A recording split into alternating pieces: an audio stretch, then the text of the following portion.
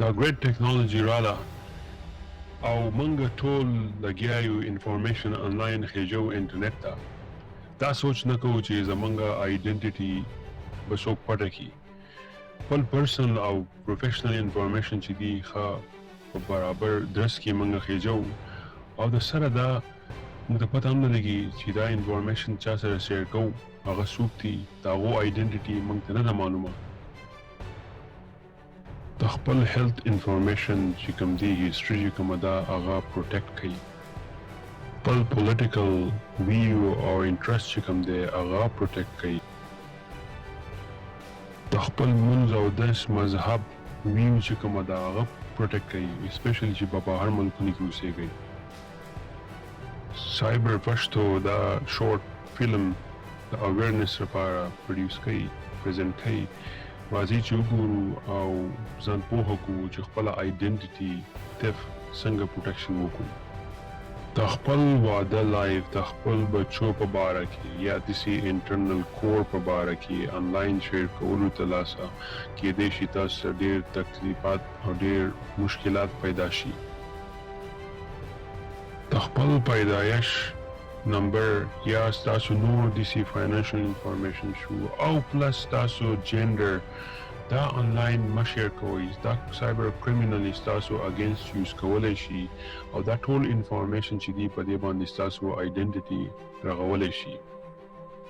خپل پاسپورټ، شناختي کارت، ډرایور لایسنس شو یا داسې نور ډاکومنټس دي د هغو پټوان مه وباسئ، آنلاین مه شیر کوئ یا یې چاته په سوشل میډیا انسټنټ میسیجونه چې دي په هغې باندې مه شیر کوئ. کیدای شي هغه لیک شي او ستاسو نه ورک شي. د خپل ویب سایټ هیسټري، ویب هیسټري چې کومه ده هغه کلیر کوئ.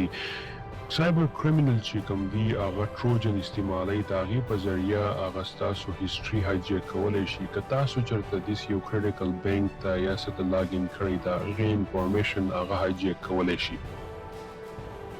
د خپل کمپیوټر بینک اکاونټ یا داسې سوشل میډیا اکاونټ د هغې پاسورډ یې هر ځای کې مه لیکئ. سایبر کریمینل ستاسو ډیټا د کمپیوټر او موبایل نه ډیره په اسانۍ باندې موو کولی شي که ستاسو پاسورډ ډیر زیات اسان او ایزي. د خپل موبایل پاسکوډ په هر ځای کې او د چا په مخ کې مه استعمالوئ. ستاسو د هیلث او د صحت مسلې هغه آنلاین د چا سره مه شیر کوئ او یا نور داسې په میسیجونو کې خلکو ته وایئ چې زما د هیلث مسلې څه دي. د خپل بلډ ټایپ انفارمیشن آنلاین مه شیر کوئ. د خپل هیلث انفارمیشن ایکس ری یا د لیب ریزلټ شو یا داسې د کلینیک انفارمیشن یا د هسپتال انفارمیشن یا ستاسو د ډاکټر انفارمیشن د هغه نوټس آنلاین مه شیر کوئ. کوشش کوئ چې فنګر پرنټ یا ریټینا د آی سکین چې کوم دی دا انیبل کوئ په موبایلو کې مو او آنلاین یې مه استعمالوئ. د پروفیشنل لایف کامیابیانې یا د ډیلی کم اکټیویټیز چې تاسو کوئ هغه په سوشل میډیا باندې مه شیر کوئ او یا داسې نور انټرنل انفارمیشن چې هغه ورک ته ریلیټډ دي. خپل رزومې یا سی وي د هر چا سره مه شیر کوئ او سپیشلی آنلاین په سوشل میډیا باندې، ځکه چې سی وي رزومې د ډېر انفارمیشن نه ډکه ده. خپل پروفیشنل ډیګري یا سرټیفیکیشن په سوشل میډیا باندې یا چاته لیږئ مو بغیر د ورک ریلیټډ نه. د خپل مونځ او دس او د ریلیجس په باره کې چا سره شیر ډېر مه کوئ، اسپیشلی چې بهر ملکونو کې اوسېږئ. کیدای شي تاسو ته په جاب کې او یا په نورو ډاکومنټ کې تکلیف او نقصانات وشي. خپل پولیټیکل ویو یا پولیټیکل اجنډا آنلاین سوشل میډیا باندې پروټیسټ دی دا مه کوئ. کیدای شي هغه ستاسو چې یا جاب ته یا داسې یو پروفیشنل شي ته اپلای کوئ هغه اګینسټ تاسو یوز شي. دا څه نمونه انفارمیشن چې ما پریویسلی یاد کړو. سایبر کریمینل چې دی هغه سوشل میډیا او آنلاین ښه باقاعده د ډېرو مختلفو پلیټفارم نه ستاسو انفارمیشن چې دی هغه راغونډوي او پروفایل جوړوي.